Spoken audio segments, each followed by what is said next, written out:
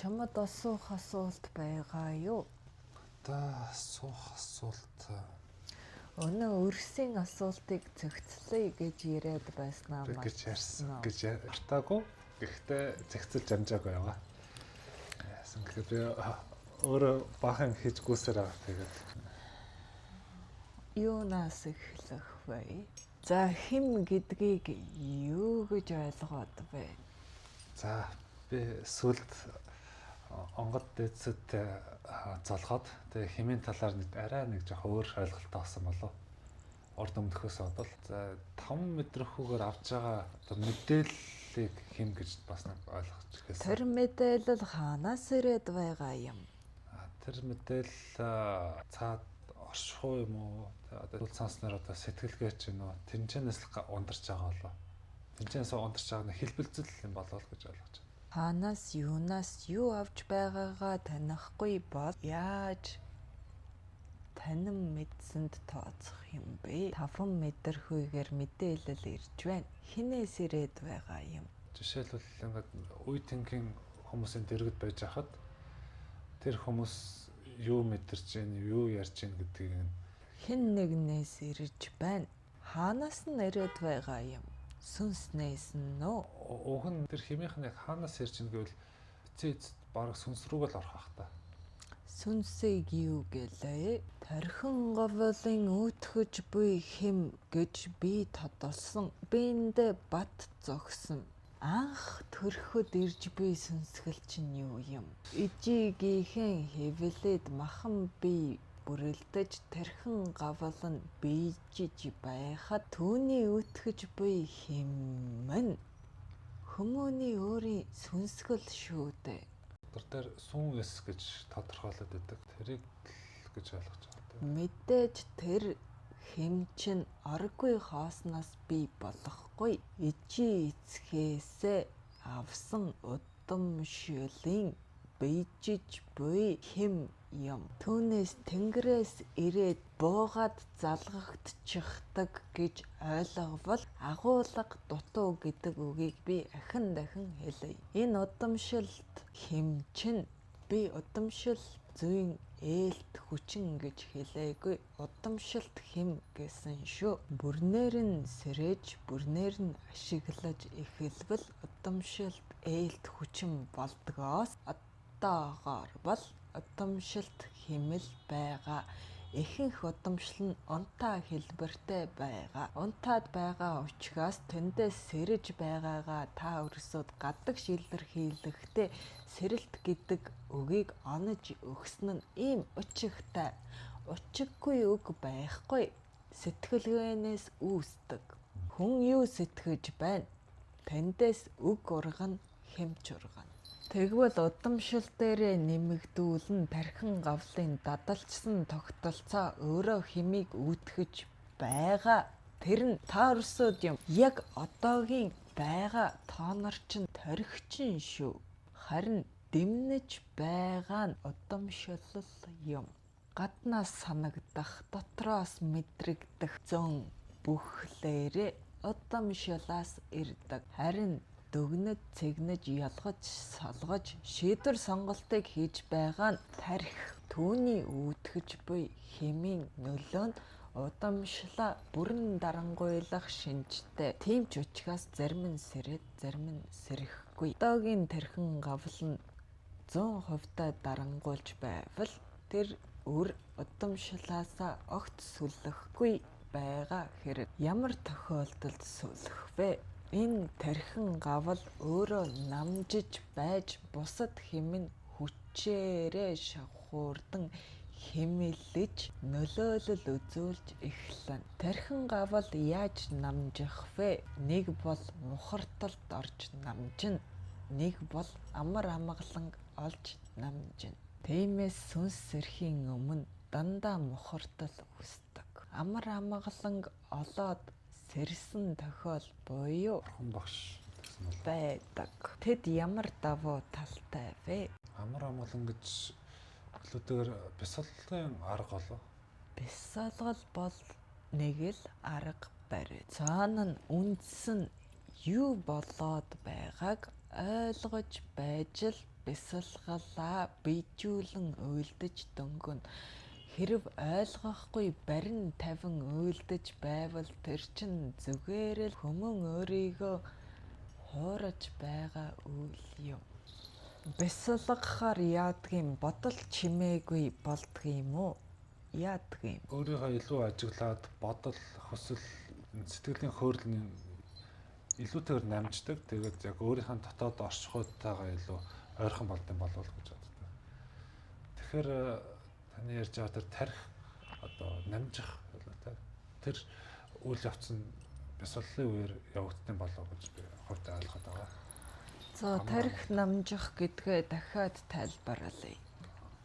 Тарих намжна гэдэг чинь өөрийн хэвлээд үүсснээс ахуулаад өдий хүртэл туулсан замналыг дүгнэн шинжилсний үндсэн дээр дадалжуулсан нэг зам чиг зурсан байгаа тархин гавалта. Ийм үед би уурална, ийм үед би зөвшин, ийм үед би намжина, ийм үед яах вэ?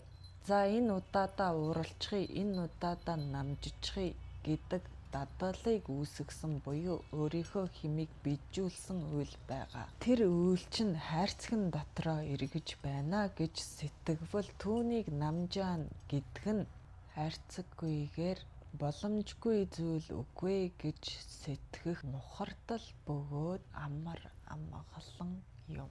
Буюу тархиа намжаана гэдэг чинь хайрцаггүйгээр сэтгэхийг л хэлж байгаа юм. Ийм үйл байж болохгүй гэх хязгаараа сэтгэлээд гадагш гарч амьсгаа авахыг хэлнэ. Хэрв тэгж байгаа тохиолдолд чиний өөрийн өөтгсөн сүнсэн хэмчин дарангуйлагдаад болно болохгүйн хязгаараа орхичиход төрдөө ангааж зогсож байна гэж төсөөлбөл удамшилд байгаа хэмнүүд чинь зөнгөөр долгион давтамж нөлөөллөөр бяцхан эрдэм мэдлэг чудамжийг чамруу сүлж байдаг. Нэгэнтэй л сүлчихвэл тухайн үедээ бусч тухайн үедээ ч байж болно.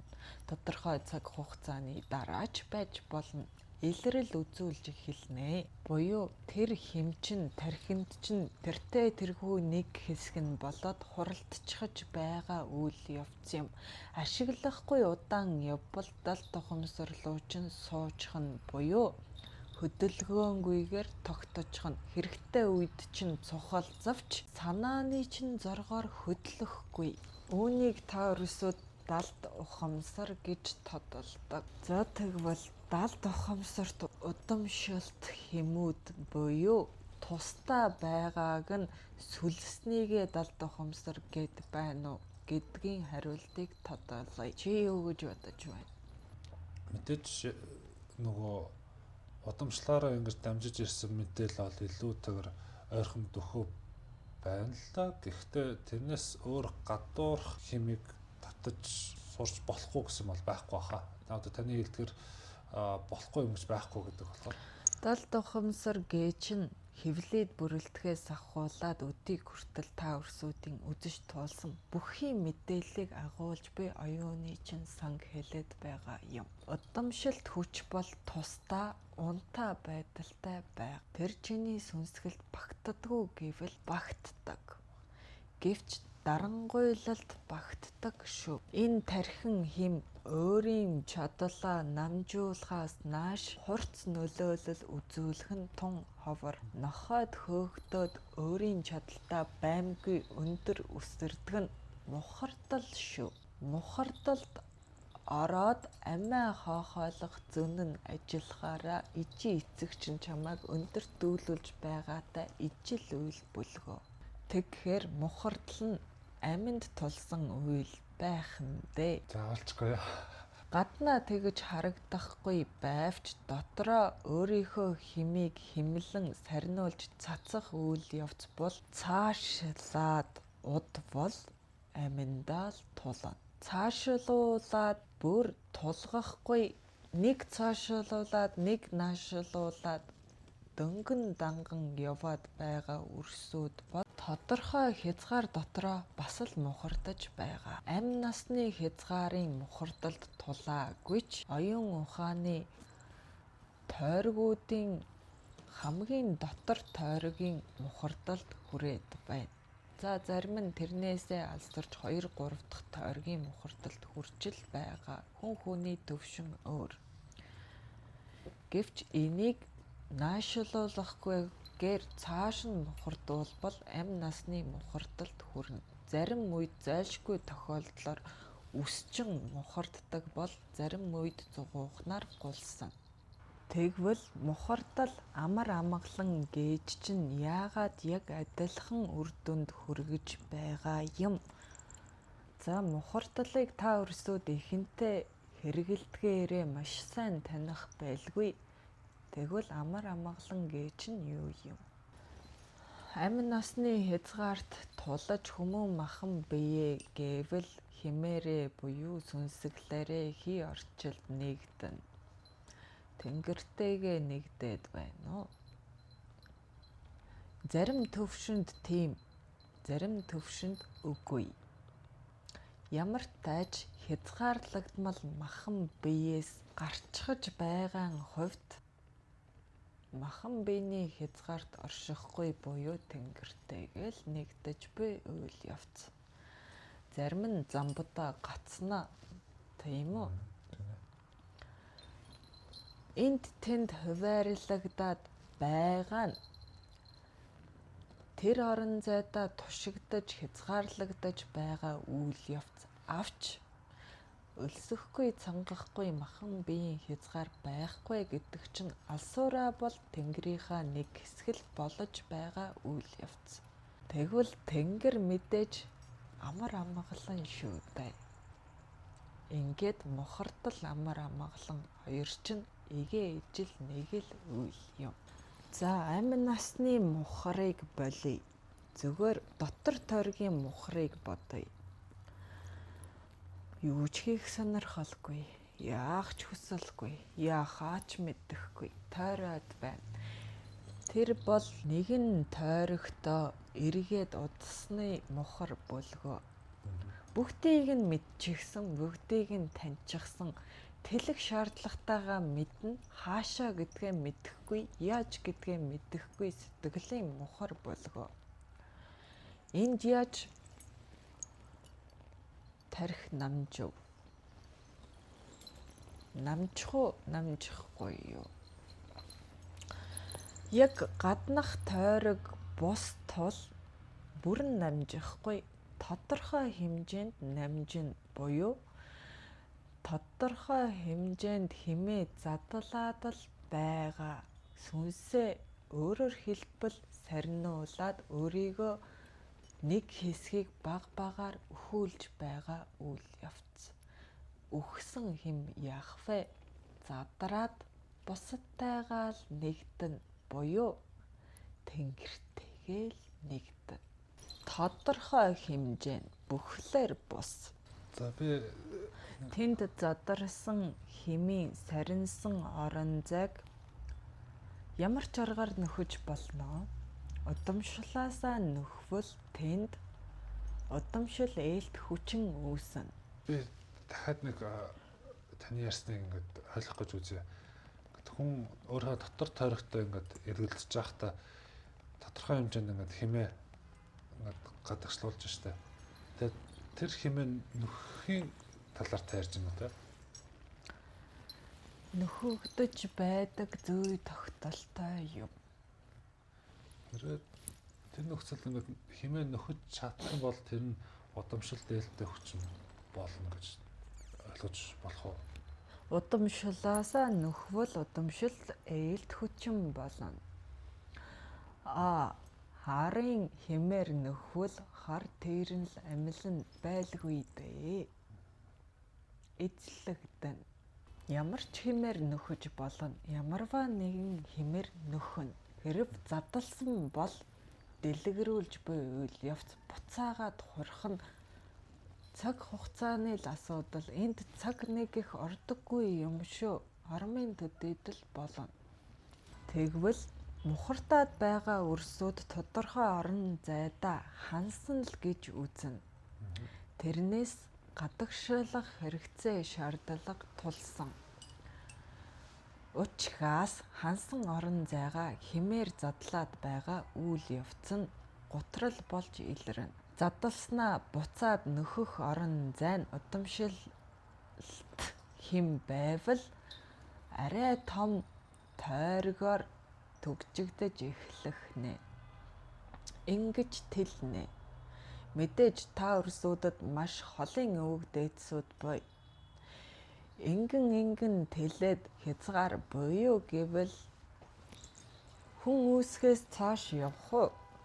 Явах хаа. Явна. Хүн үүсэхээс өмнө торлог хэлхээ эргэжил байсан хүн чинь агаараас ид шидээр гинтэл би болцохоогүй юм дэвсэн явж л байсан тойргоороо хөөгөөд үзвэл буцаад та нар дээр ирж мэдхэл уйл. Энэ сэдв бол арай л болоогүй. Тиймээс оюун санаа тэлэхэд хязгаар гэж үгүй. Тийм ч учраас мөн чанар нь хязгааргүй юм. Мөн чанар нь хязгааргүй юм бол хязгааргүй сэтгэлгээг давтан дадалжуулж л байж л мөн чанартаа дөхнэ. Гэвч тэгэж хол үсрээд байх шаардлага үгүй. Эхлээд удамшилт хэмээ удамшил ээлд хүчин болгож сурах хэрэгтэй. Яаж сүлэх вэ гэж олон өрсөд асуусан байна билээ. Яаж удамшилаасаа сүлдэх юм? Тэр олон өвөг эцгийн алдаа оноо тууллыг ухаандаа хэрхэн шингээх вэ гэдэг асуулт. Тэдэн шиг сэтгэж байж л шингэн бидтэй. Одоогоор сэтгэж дийлэхгүй байвал чи өнөө бяцхан тойрогтол эргэж байгаа үйл. Өөрөө сэтгэлээд гараад ирэх юм бол хэмнэ ивэ. Буюу гараад л ирвэл нэг их хүч хичээл зүтгэл шаардахгүй. Гарахт нь хамаг хүчээ шавах нь ухаан тархиа ухна. Боломж бололцоо байдаг бүхнээ шавах нь тархиа гашилтал эргэцүүлнэ. Тэр дотроос чиний олж хараагүй, харж байгаагүй нэг л хариултыг барьж авахад хэмнэ ивэ. Хүмүүн анхлан хэвлээд бүрэлдэхтэй эцэг эхийнхээ хэмийг нэгтгэн ивэгдэнэ. Өшөө жаахан томороод ирэхээрээ өвөө эмээгийнхээ хэмийг буюу нэмээд 4 хүмүүний хэмийг нэмэн нэгтгэн. Гэгчлэн томороод арийн өвөг дөөрөө тойргоо бүрэлдүүлэх нь байна шүү дээ. Өөрийн тойргоо. Тэнд чиний гих онцгой содон зүйл буюу чиний гаргаж буй шийдвэр дүгнэлт дадлаар чиний онцлог өөрөө өөрийгөө бүтээнэ. Тийм учраас нэгэн их эцгийн өрсөж гэлээ хоорондоо ялгаатай. Нэгэн үр нь аавын эцгийн эцгээс, аавын эцгийн ижигээс гих мэтчлэн хэм татаж тойргоо бүрэлдүүлэхэд нөгөө үр маш олон сонголтоос өөрийн гиснэл татна буюу хэм ижилсэж байгаагаа өөрийн оюун ухааны дүүргэж дийлсэн орон зайгаал нөхөх хэмийг татдаг. Яаж сүлэх вэ гэвэл чиний тархи яаж ажиллаж байгаагаас л бүх зүйл шалтгаална. Чиний тархи хүрэхгүй байвал сүлэхгүй л гэсэн үг. Улаачид энд өөр байх уу? Гооха. Илүү баг илүү энэ чиглэлээр ингээд идэвхжиж очсон болов уу гэж ойлгоод байгаа шүү дээ. Ялангуяа нөгөө өвөг эцгээ бид нэр болгож байгаа болохоор өвөг эцгийнхаа хэмийг өөрийнхөө биендээ шингээд өвөг эцгээс сургамж авч байгаа болохоор Тэр өөрөө хөглөгдөд. Улаачдыг тамгалсан онгод гэдэг чинь юугаараа ялгаатай юм? Улаачд онгод буулаа гэвэл хэн эзэн эрхээ эдлэх вэ? Онгод уу, улаач уу? Бараг хамтдаа л ах та.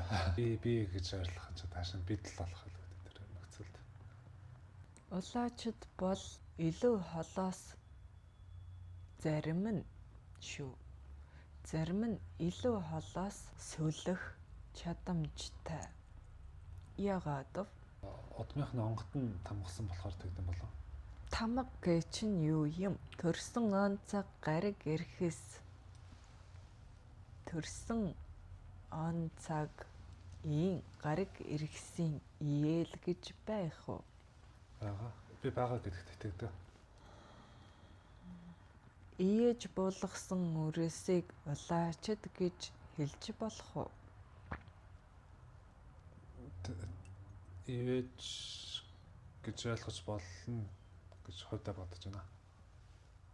Хүмүүн бүр төрсөн онцаар цаг хугацаатай газар оронтой яг нэгэн цаг хугацаа нэгэн орон зайд зэрэг мэндэлж буй жишээлбэл ихэр үрс ижил заяатай юу? Заяа нь ижил байх. Гэхдээ тавилан арай өөр хаа.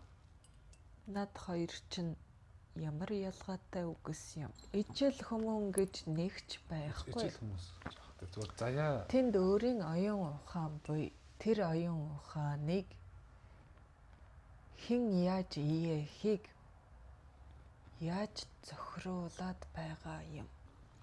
Жишээлбэл хоёр ихэр үрийн нэгийг би иээж нөгөөдхийг нь миний эцэг иээж болох уу? болох хаа. Болохгүй гэсэн байхгүй болохоор болох хаа. Болно. Бүгдээрээ нэгэн үсэл гарвалтай гэвэл бүгд ураг удмын хэлхээтэй л байж таарна. Эсэн үеэрээ холдож салсан ч бай. Адам Евагаас хантай чүрээ болтоо. За тэрийг дараа нь тайламж.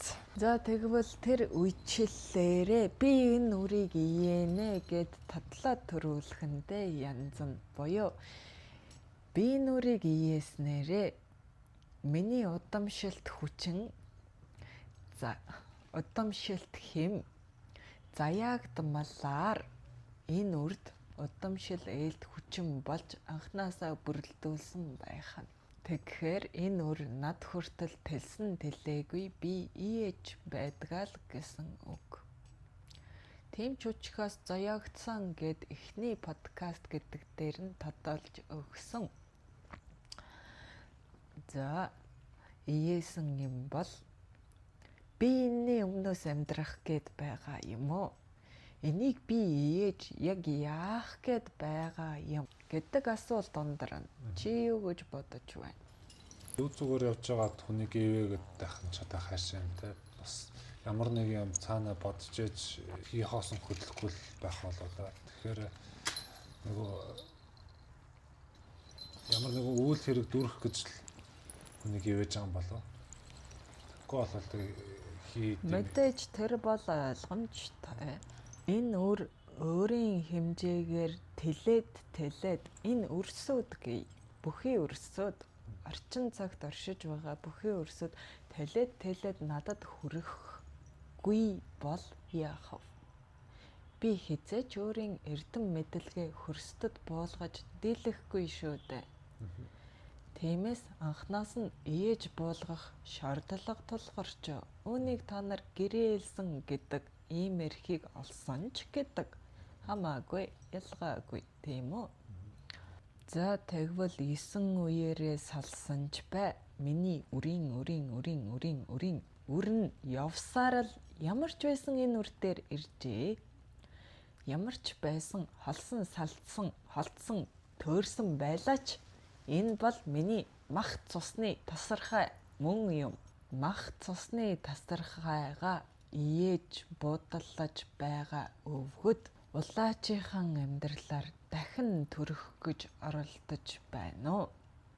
Дахин төрөхгүйгээр эзэн эрхээ тунхаглах гэж байна уу? Үрийгээ өөрийн хэмжээнд болтол татаж байна уу? Аль нь вэ? Тухайн онгодоос илүүтэйгээр шалтгаалж Би энд магадгүй. нэг зүйл хэлэх хэрэгтэй. Бүрэлдэхт нь л ээж сэрмэл байсан юм бол энэ үр чинь энэ үр юм уу? Би юм уу?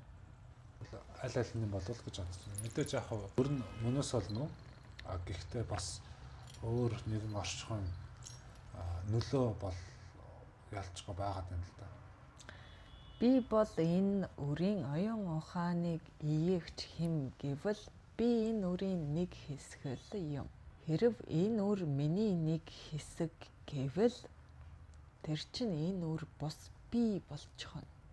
Би төрхөөс нь энэ өрийгөө бүрэлдүүлэн бойжиж буй оюун ухааны хэмэд иех дэмнэх үйлээр үйлчилж анхнаасаа хамт туслалцсан байсан хэм төдий үйл юм.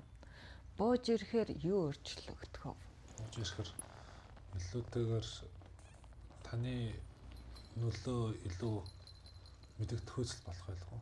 Урд өмнө бол хэдийгээр ингээд нөлөө байсан ч гэсэн тухайн хүн өөрөөр ингээд амьдраж авч хахад одоо буусныхаа дараа бол би бүрэн химээрээ энэ үрийг бойжхоос нь ахуулаад манаж дагаж явсан хэрэггүй. бүрэн хэмээр бол арай биш хаа.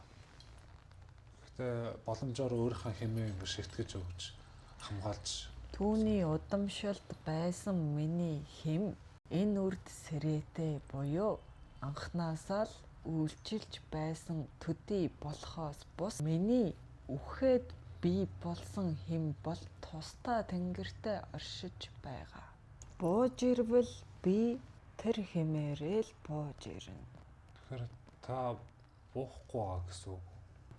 Нэгэн бий болсон болохоор Угаас дотор нь сэрмэл байсан юм. Харин би замбад уяатай химээрээ л тэтгэж байсан гэсэн үг. Буугаад ирвэл өгсний дороочоор би мэдээж онгодын гинөө хий гинөө ертөнцид нь овоо их эрдэм хураасан байж таараа. Түүнийгээ барьж ирээд бүрэнтэй сүлнэ гэвэл миний буулгаж буй эрдэм мэдлэг нь замбын хэмжүүрээс алсарна гэсэн үг босоо. Дотор нь байгаа нь замбадаа л үргэлжлэнэ. Дэлхий гариг дээрээ. Дэлхий дээр анх яаж амь үсвэ гэвэл галын шид бөөлгөө тэгж хол үсрэхгүй эхлээд наадхаа тодолно. Тэгвэл онгодууд бууж ирээд улаачаасаа замбаас хальсан мэдлэгт хүрэх хэмжээний тархин цэнэг шаарддаг байх нь. Тэр тархин цэнэгээ гүйцэд огсохгүй бол би химээ бүрэн гүйцэд сүлж чадахгүй. За энд нэг асуулт толгойд нь эргэлдэж байна. Бусд нь яадаг юм бэ? Ижилүү гэх мэт. Арга барил нь ижил. Хэмжээ оршихуй нь бол өөр. Хэмжээ оршихуй нь өөр бол тэр хэмжээ оршихуйныхаа л арга барилаар бууж суудаг юм. Тэгэхээр өөрөл гэж хэлээ. Яагаад миний улаачийг толгооноосоо доошлохгүй байна вэ гэвэл тэгэх шаардлагагүй. Толгооноос л бүгдийг өдөртөн шүүдэг. Намайг хүн шиг хий дүрс буулгаад химэллээ гэж үзвэл ямар ялгаатай юм гэж би асуумаар байна. Ямар ч ялгаагүй, зүгээр л химийг хэлбэржүүлж байгаа үйл явц. Хүн шиг болно, бөөрөн хий болно, гурвалжин болно. Тархин гавал гэдэг чинь өөрөө галын үүдгэлтэй тул галын шинж чанарыг арвинтай агуулсан байдаг. Бүхнийг түгээж дийлнэ, хурааж дийлнэ. Хүмүүн махан бий бол арга. Нэгдэж байгаа орон зайн тархин ухамсар тархинаасаа тэлбэл аргаарч бэлгэрч орон зайгаа босгоно. Химээрч боддоорч босгоно. Хэрхэн яаж сүлэх вэ? Бясалгал гээжийг ингээд л завилан гөлөрч суухгүйгээр Яаж мөн чанараар нь үйлдэх вэ гэвэл сэтгэлгэн хазар ногтыг сэт татхад л болдог. Болох болохгүй хязгаарыг, зөв буруугийн хязгаарыг гэвч зөв буруудаа уйлгадах гэдэг чинь өөр үйл юм. Сэтгэлгээ чинь хязгааргүй орших ёстой. Үйлдэл болж цэгцрэхтэй уйлгадаж байх ёстой. Үгүй бол тэр хязгааргүй сэтгэлгээг чинь зам дээр буулгах арга үгүй. Уйлгадчил буулгана. Энэ тохиолдолд энэ нь зөв юм байна, тэр нь буруу юм байна гэж хайрцаглан жимээр урсгачил буулгана. Өөр арга зам байхгүй. Тэр жим үүсгсэн дундуураа урсгаж буулгана. Хязгааргүйгээр нь дорвол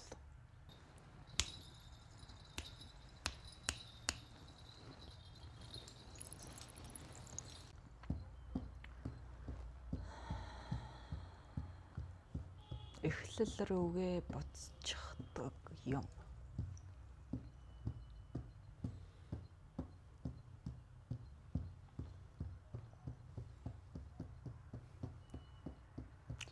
Та нар тесрэлтийн онол гэд ярьдаг үсттэй. Тэшээгээ буцна. Тэр чин түгээд буцаад хураад эхлэл төгсгөл давхцаж буй. Тэгвэл үүсгэл гэдэг чинь өөрөө сүйтгэлийн ихтэл байх нь. Бүхий үл нэг л бүхий хязгаар гэж хэлье. Та өрсүүдийн ойлгодог хязгаар нэг л цэгт уйлгаддаг. Тэгэж байж мөнх оршихуй эргэж мөнхийн эрчим хүч бий болдог. Өөрөөр байх боломж үгүй. Жам ёс зүй тогтол гэдэг чинь хазаалт байдгүй үйл явц юм. Зарим төвшөнд хазааж байгаа мэт үзэгдэж болох ч тойргоороо бол жамаараа л урсаж байдаг. Тухайн төвшин буюу тухайн орон зайдаа хит хазаалт, хит хэлбэлт мэдрэгдэнэ. Гэвч бүхлээрээ бол жам ёсны дагуу уналт босолт ээлжлэн ухаарал, сэхээрэл, алдаа оноо аллаглан байдгийг. Энэ ухаанаар сэтгэж дийлбэл хөршгүй оргил гэж үгүй. Гэвч үүнийгээ яаж уйлгахтаа мэдэхгүй бол өсрөөдөл шархад руугаа явна. Яаж уйлгадах вэ гэвэл өөрийн замаар л уйлгадана. Чиний бүтээсэн оюун ухааны хэм гээч нь тэр замыг, тэр уйлгыг өөрийн аргаар боловсруулдгаас бус хүний зааснаар боловсруулнаа гэвэл байж болох уу? Дадалжуулж дийлбэл болно. Дадалжуулахад хүчин чармайлт эвэх хэм хэрэгтэй юу гэвэл хэрэгтэй. Гэвч ийм зам чиг байдгиймаа гэдгээ л эхэлж ухаарах нь гарц гаргалгаа юм шүү дээ. Таны ярьж байгаа нэг яаж хэрэгжүүлж болох вэ гэдэг талаас нь л бодоод байна. Өнөөгийн буудалсан байгаа онгодууд бол өөрийн уйлгацсан аргаар чөлөөтэй сэтгэлгүй өөрсдийн бий болгосон уялгын онолоор уйлгадах гэж чирэж байгаа. Гэвч энэ махан биед төрсөн хүмүүн өөрийнхөөрөө уйлгадаж болохгүй гэсэн үг огтоос бус боломжтой. Аль ч өнцгөр яаж ч уйлгадаж болно. Түүнээс гарсан үр дүнг чи хариуцна. Чи хэдий чиний төгөлдөр сэтгэн тэр уялгын онол чинь дархлагдана. Тэгвэл хаад бууж ирээд өөрийн уялгын онолыг дархлах нь тодорхой шүү. Аль нь зөв юм? Зөв бурууч гэж байхгүй бах тоо. Зүгээр аль нь илүү оновчтой вэ? Чадаж байгаа нь л хийн. Хар тэрэнгүүд уйлахдах уу? Өөрсдөө хэмжээр ойлгох. Уйлгадана. Чадвал тэд эрхээ чавна, хариуцлагаач өөрнө. Тэдний мөн чанар устгах юм бол тэд устгах нэ. Тэд бол хурах хэм юм. Онгодууд бол төгөх хэм юм. Замбын төвшин гээчээр нь айлдвал тэр тэрэн гээч нь хураах хэм юм. Хураж байна. Онгодууд бол түгэх. Гэхдээ түгэнгээ хурааж байвал тэр юу? Түгэнгээ хурааж байх. Тэр бол жам юм. Тэгвэл бүхий онгодуудыг би түгээх хэмтэй гэж бодохгүй байна.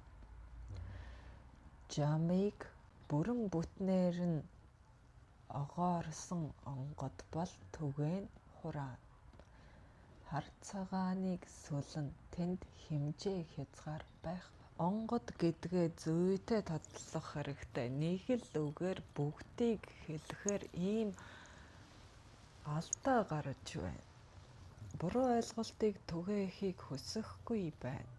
За бүгд л хязгааргүйгээс сүлэж байгаа бол өөрөөсдийн замаар уйлгадаж байгаа бол ив нэгдэл гээж чинь угаасаа тогтонго зүйл босоо. Угаасаа тогтонго. Жамын зүй тогтолт бол хар тэрэнгүүд чинь шутрын хүү. Тод ч ихсэн уйлээд өргөж байна. Тэд нэгдлийн нэг хэсэг бөлгөө. Тэд нэгдлээс гадуур юу ч хийгээгүй. Нэгдэл дотроо л устгах үйлээ дүүргэж хураах үйлээ хийж байна. Ингэж бэлэгдээд буцааж уйлгадахгүй бол төөрөн шүү. Гарцгүйд нь, үйлгүйд нь хий хоосон болно. Уйлгадахыгаа хүмүүн өөрөө л хийн. Онгодтой онгодгүй. Тэртээ тэргүй тэр онгодын чинь удамшилт хүчин чамд унтаач болов байгаа. Үүс галын хэм байгаа учраас л зүрх цохилж байна. Тарих ажиллаж байна. Ам үүсэж байна. Амьсгаа аваж бас татаж байна. Жам гэдгээ зүгээр л нэг байгалийн эргэлт холбоо төдий ойлгоод байж болохгүй шүү дээ. Бид нар муу үйл дүүргчээр дэлхий чинь сөнчихдөг юмаа гэдэг чинь нэг л хэсэг нь бөлгөө. Дэлхий сүнсэнч дахиад эхлэх нь гарцаагүй юм. Тэр их юм задарсан ч эргээд хурах нь дамжиггүй юм шүү дээ. Эн чин жамын зүй тогтол бөлгөө. Жамаа гүйцэд танисноо өрсөд. Жам гэдэг чинь хязгааргүй оюун санааны хэлбэр шүүлсэн мөнхийн хөдөлгөөн бөлгөө. Энд бүх зүйл багтана. Жигүүртэй адуу багтхолоо энэ жам дотор. Жигүүртэй адуу сэтгэж байвал жигүүртэй адууг хэмлэх л шаардлага гарна. Хэмлээд нэгт болтол нь дүүргэж дөнгөвөл боддоор бий болоход ямар ч асуудалгүй.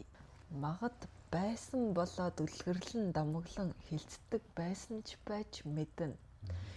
Эв санаа нэгтгсэн овог отхоод бэлэгдэлээ бий болгоод түүгээ бийжүүлэхэд аргүй хоосноос бий болгож байна уу?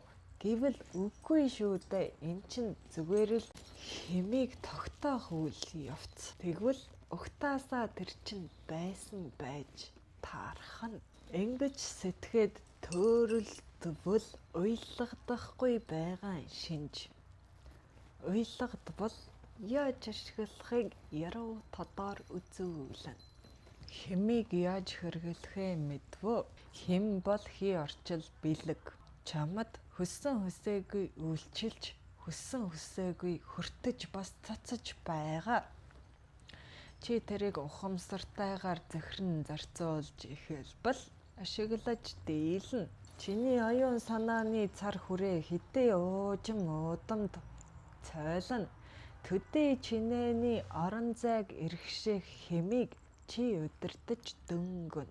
Хэлэхэд амархан ч хийхэд суу зал суу ухаан бүгдийг нэгтгэсэн цогц ойлголт юм шүү.